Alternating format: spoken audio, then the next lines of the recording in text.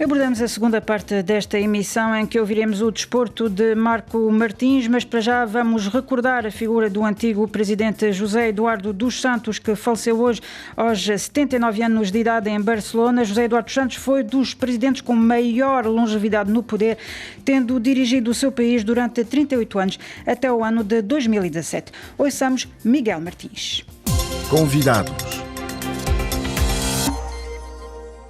A RFI destaca hoje a morte em Barcelona, Espanha, de José Eduardo dos Santos. Propomos-lhe de imediato dois convidados sobre o homem e o legado. O segundo presidente angolano manteve-se no poder ao longo de 38 anos, até 2017, sucedendo a Agostinho Neto. A longa guerra civil com a UNITA e a abertura democrática marcaram os seus mandatos. Sebastião Isata, professor na Universidade Católica, começa por comentar os últimos anos da sua presidência, marcada pela repressão de movimentos juvenis e da sociedade civil.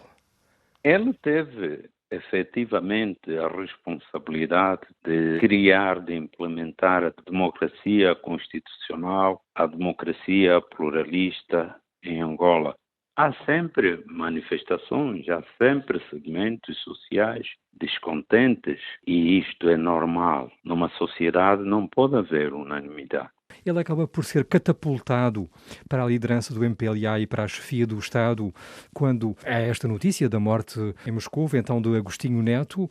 Talvez não fosse a opção óbvia, mas acaba por ficar quase 40 anos no poder e até mantendo a liderança do MPLA quando já tinha deixado a chefia do Estado. Não era necessariamente o candidato óbvio para assumir o poder, mas teve alguma dificuldade em deixá-lo.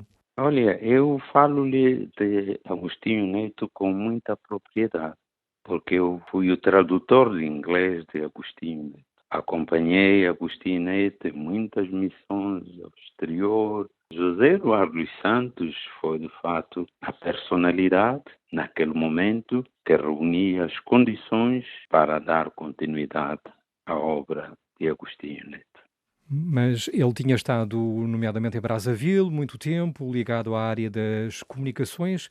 Por que é que acha que terá sido ele a ser escolhido? O Bureau Político do MPLA, naquela altura, decidiu que José Eduardo dos Santos deveria ser o continuador da obra de Agostinho Neto. Mas a que é que atribui esta opção, essa escolha do Bureau Político do MPLA?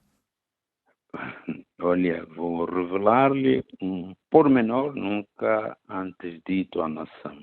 2 indivíduos foram enviados pelo Bureau Político para buscar o corpo de Agostinho Neto. Foram Lúcio Lara e Pascoal Lovoalo. O Lúcio Lara disse, olha, Lovoalo, os camaradas do Bureau Político querem que eu seja o presidente de Angola, dando continuidade à obra de Agostinho Neto. Mas eu acho, disse Lúcio Lara, que Angola ainda não está em condições de ter um presidente mestiço.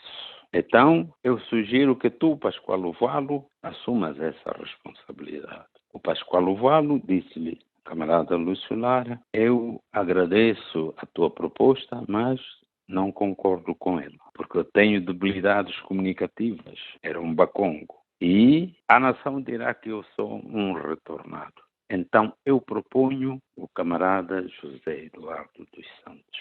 Isto foi-me contado pelo próprio falecido Pascoal Lovoalo.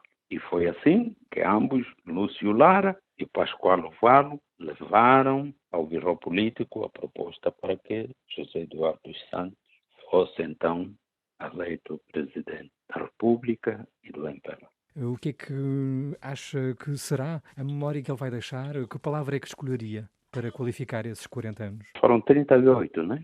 Quase 40 anos. A palavra que eu posso escolher nesse momento é que ele foi, de fato, o construtor da Angola democrática. Acha que esta notícia terá impacto no calendário eleitoral em Angola? Angola tem eleições marcadas para 24 de agosto? É evidente, né? Mas acredito que por esta altura todos os cidadãos já têm efetivamente as suas ideias preconcebidas relativamente às eleições e já têm certamente escolhidos os seus candidatos pelos quais irão votar. Ele cumpriu com a sua missão. Que Deus tenha em paz a sua alma. Então acha que não é caso para adiar as eleições de 24 de agosto? Não, não, não. Não é razão para isso. Aliás, estamos a mais de um mês das eleições e elas devem concretizar-se na data preconizada. Por seu lado, a ativista angolana Laura Macedo afirma a Neide Ribeiro que José Eduardo dos Santos fica para a história de Angola como o déspota que patrocinou o dilapidar do país.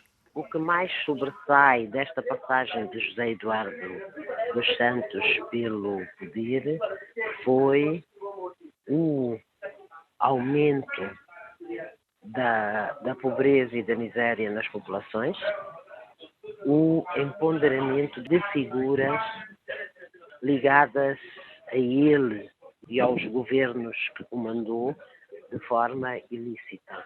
Isto é assim, quando alguém me fala em Zé Eduardo, é isto que eu vejo. Um déspota que proporcionou o dilapidar do país de uma forma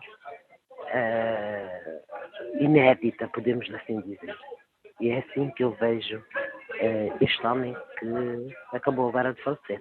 Como é que caracteriza o regime de José Eduardo dos Santos? José Eduardo faz parte de uma máfia, que é assim que eu considero o MPLA. O MPLA é uma máfia que, desde os seus primórdios, sempre zelou para que não houvesse opiniões contrárias, para que não houvesse liberdade de expressão. O MPLA sempre faltou por abafar a qualquer custo, mesmo retirando a vida a pessoas, abafar todas as vozes que lhe eram contraditórias, né? E quando se fala no ativismo, o ativismo crítico nasce precisamente com as más condições, com a roubalheira e, portanto, é daí que nasce este ativismo ao qual eu hoje participo.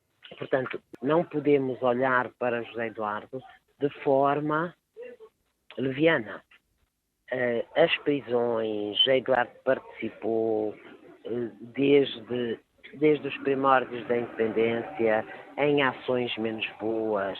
Diz-se que ele foi um dos envolvidos no 27 de maio, não se percebe bem a posição, mas ao ter aceite, né, podemos nos reger pela máxima de que quem cala consente. Portanto, ele pactuou, tendo continuado no MPLA, tendo continuado e tendo chegado inclusive a Presidente da República, não podia ser um homem bom. Depois disso, nós tivemos vários casos, não foram só os dos 15 mais 2, podemos chamar um caso mais recente, de maldade, com todo o requinte de malvadez. Ele conseguiu que nós todos hoje nos orgulhássemos destes jovens, que a única coisa que queriam era melhorias das condições de vida. Considera que Angola poderia ter seguido um outro rumo se José Eduardo dos Santos não se tivesse eternizado no poder? Olha, Angola podia sempre ter seguido outro rumo e, como toda a África, podia ter seguido outro rumo se os governantes que se apossaram do poder nos mais diferentes países não continuassem a ser submissos às potências ocidentais, inclusive a Europa, Estados Unidos e à própria União Soviética. A África virou um tanque onde as pessoas vão buscar a água que precisam para viver. Aqui em África vem-se buscar tudo, vem-se buscar o petróleo, o ouro, o ferro, o diamante, isto e aquilo. As guerras são patrocinadas pelo Ocidente porque o Ocidente quer continuar a vir forçar aqui, a continuar a tirar calma a todos os recursos da África, não deixando absolutamente nada. Nós temos na África, principalmente na África Negra, de cima a baixo, nós vemos um povo cada vez mais empobrecido. Então, acredita que a morte de José Eduardo dos Santos pode vir a mexer no calendário das eleições, marcadas para 24 de agosto? Isso acho que não. Aliás, era completamente descabido. Se o governo fizer isso, está a tomar uma atitude sem nexo, porque o que vai haver e o que está a haver, que já começamos a assistir há uns dias, desde que se começou a anunciar a morte de José Eduardo dos Santos, é uma disputa comercial entre João Lourenço e filhas do José Eduardo. Palavras de Laura Macedo, ativista angolana, em entrevista a Neidi Ribeiro, e anteriormente do universitário Sebastião Isata, comentando a vida e o legado do José Eduardo dos Santos, antigo presidente angolano, que morreu hoje numa clínica de Barcelona, em Espanha, com 79 anos, na sequência de doença prolongada.